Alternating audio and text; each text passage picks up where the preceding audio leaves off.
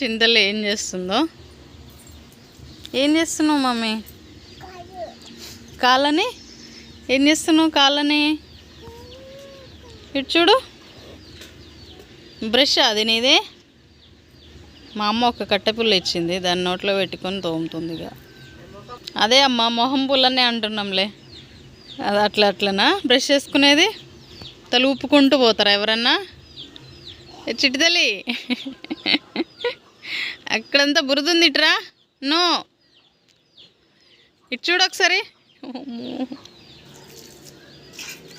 ఎక్కడికి వెళ్తాడు రాయుడు చిన్నోడు?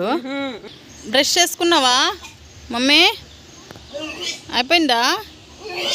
అమ్మమ్మ ఏమంటుంది? వ్యాక్ అంటుంది. చిచ్చి ముక్కు మూసుకో. ఏమండి